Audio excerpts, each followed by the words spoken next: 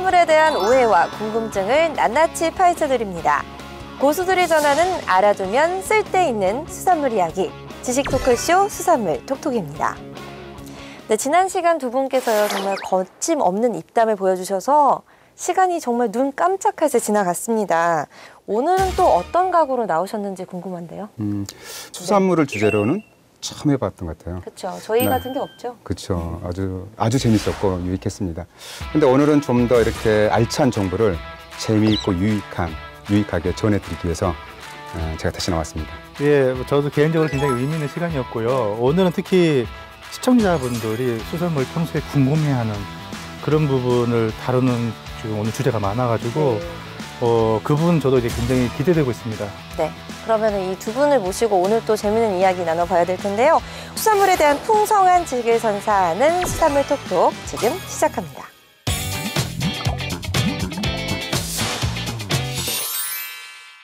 저는 요즘 생각하기에 제일 골치 아픈 게 미세먼지가 아닐까 뭐 이런 생각 해보는데 외출도 쉽지가 않잖아요. 최근에 뭐 공기청정기나 마스크, 방진복까지 불티나게 팔리고 있다고 하는데 같은 시기에 또 판매가 급증한 게 있다고 합니다. 생수. 항공권이요? 해외로 나가는? 바로 수산물입니다. 네. 저도 알아요. 네, 문어가 전년 대비 판매율이 30% 이상 급증을 했다고 하고요. 바지락, 돌미역 각각 14%, 29% 이상 늘었다고 하는데 한동안 선생님, 미세먼지랑 이 수산물 관계가 있을까요? 아까 문어 소비량이 늘어났다고 말씀하셨잖아요.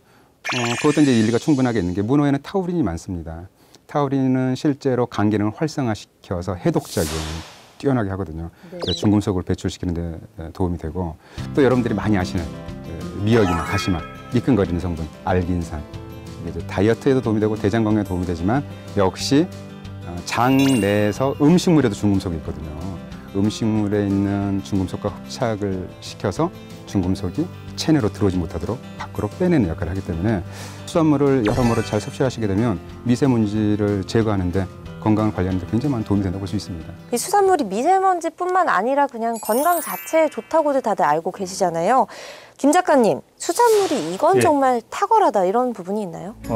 일단은 칼로리가 낮고 또 지방이 있긴 한데 이 지방이 우리 몸에 이로운 이제 지방으로 이제 되어 있기도 하고요.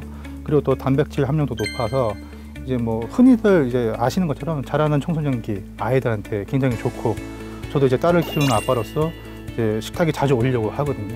그리고 이제 체중 조절이 필요한 사람들이 있어요. 심혈관지 저 같은 사람이 예, 그래서 붉은 육류 섭취보다는 생선을 조금 더 의식적으로 먹으려고 노력을 하고 있습니다. 작가님 그 컨셉인가 봐, 컨셉. 어떤 컨셉이요? 회마다 병을 하나씩 눈물 나게 하는. 지난번에 콜레스테롤 맞아요.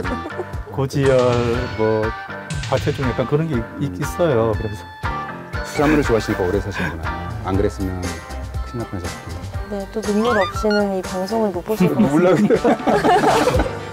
내가 이재현 아나운서한테 질문 하나 드릴게요. 뭘까요? 생선이 건강에 도움이 된다고 하잖아요. 네. 그 중에 무엇 때문일까요? 제가 생각을 해봤는데요. 고기 기름이 하얗게 되잖아요, 시간이 지나면. 근데 생선 기름은 안 그렇다고 생각이 들거든요. 그래서 기름의 이 퀄리티 차이가 좀 있지 않나 이런 생각을 해봅니다. 역시 준비 많이 하셨네요. 이거 먼저 짚고 넘어가야 될 것 같아요. 이제 방금 고기 기름, 생선 기름이라고 하셨는데 보통 지방과 기름으로 구별을 하셔야 돼요. 지방은 상온에서 응고가 되는 것들을 우리는 보통 지방이라고 표현하고 그래서 돼지고기 지방, 닭고기 지방, 소고기 지방. 생선 기름은 상온에서 액체 상태죠. 상온에서 액체는 지방으로 부르지 않고 기름.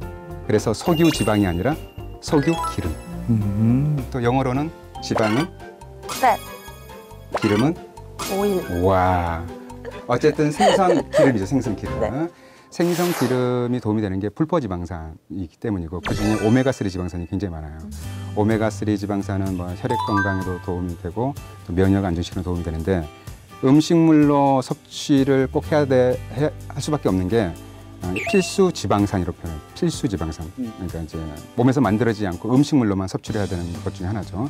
그래서 반드시 이제 음식물로 섭취를 해야 되고 오메가3 지방산은 이제 대표적으로 이제 많은 연구 논문이 있습니다. 알레르기, 면역 질환에도 도움이 되고 염증을 가라앉혀주고 항암 작용도 있는 걸로 되어 있어요. 거의 약이네요. 일단 뭐 지난 시간에도 말씀드렸지만 수산물에는 다양한 영양 성분이 있다고 말씀드렸잖아요. 대표적으로 많은 것들이 단백질입니다. 네. 단백질 중에서 양질의 단백질이라고 볼 수 있어요. 소화가 흡수가 굉장히 잘 돼요. 소화 흡수가.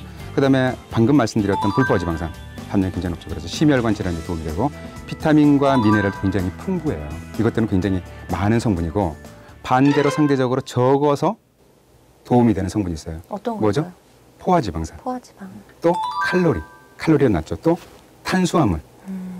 탄수화물은 거의 없다고 봐도 되죠. 그래서 이런 것들 세 가지가 이렇게 적기 때문에 어디에 도움이 된다? 다이어트. 딩동댕. 다이어트에 굉장히 도움이 되는 다이어트 식품이라고 볼 수 있겠습니다. 그래서 뭐 여러 가지로 이제 영양 성분들 때문에 건강식품이라고 볼 수 있겠습니다.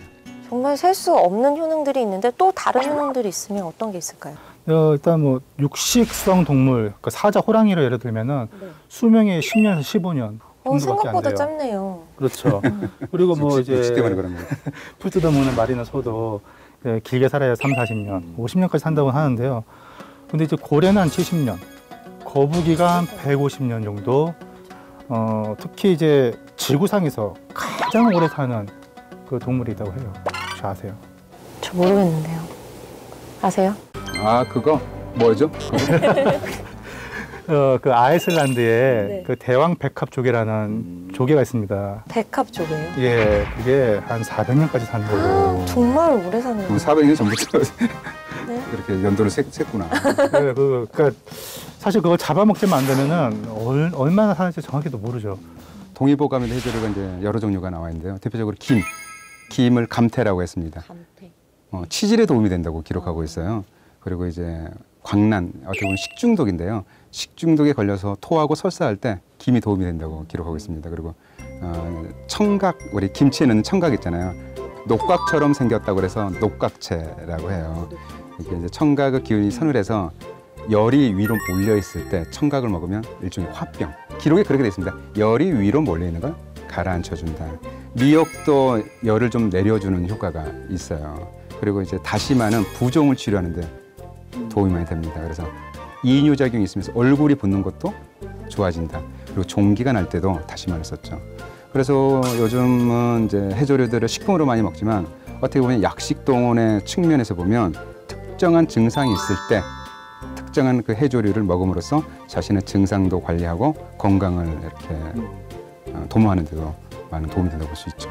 네, 뭐 바다의 나무기도 하고 또 셀 수 없는 효능까지 가지고 있어서 괜히 뭐 지구 온난화의 해결사 아니면 뭐 바다의 약초다 이렇게 얘기를 하는 게 아니었나 봅니다. 그동안 이 해조류를 찬밥 취급하셨던 분들 반성하셔야 되겠습니다.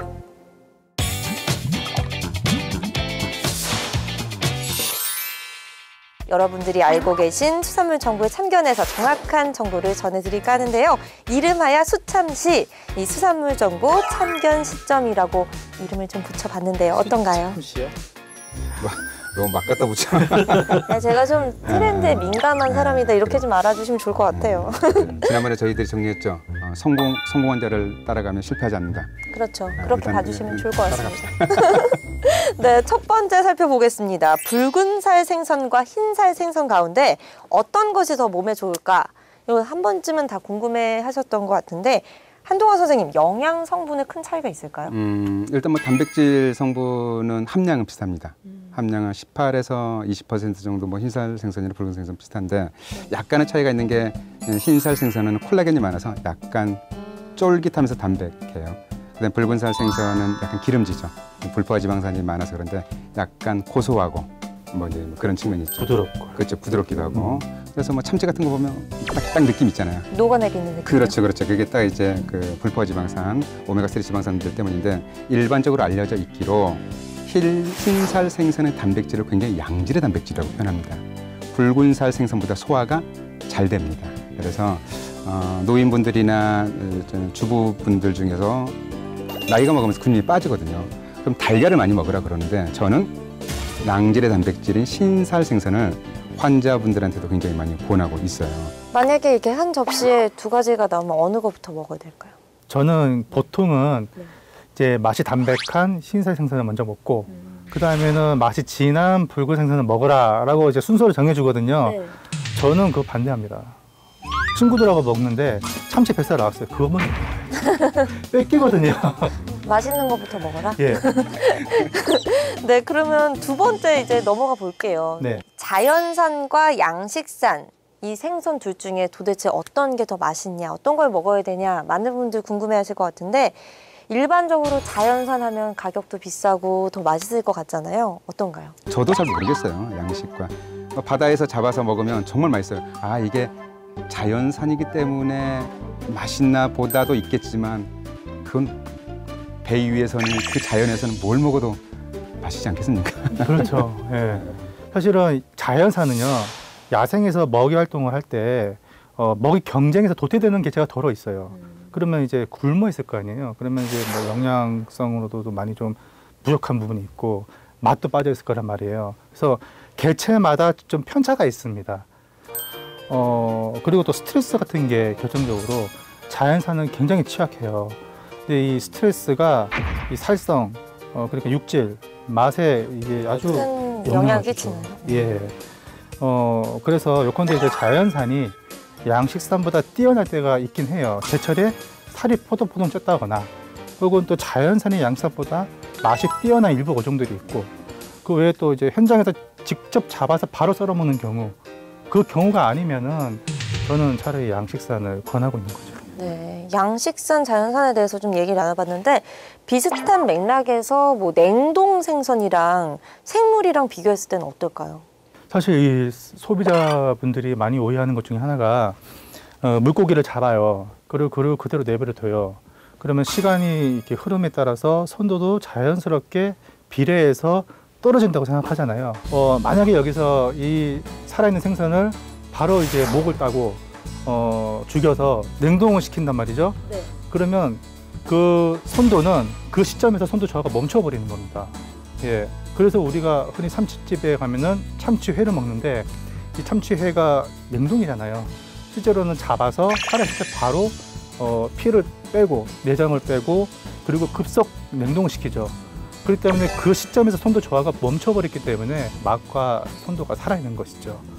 결국 냉동이라고 해서 맛이 없는 게 아니다. 뭐 이런 말씀이시죠? 예가 있습니다.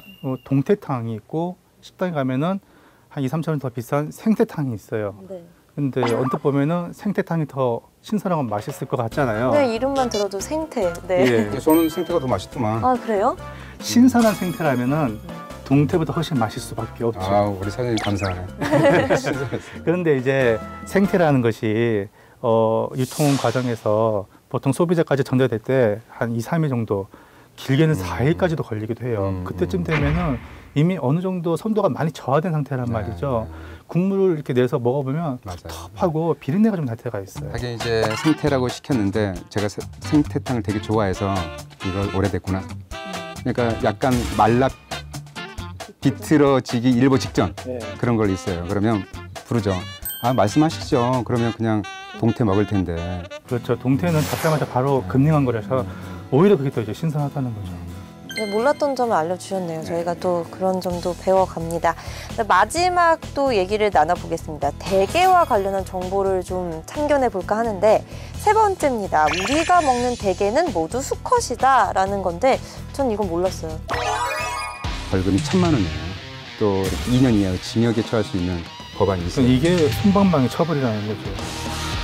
손방망이는 아닌 것 같은데?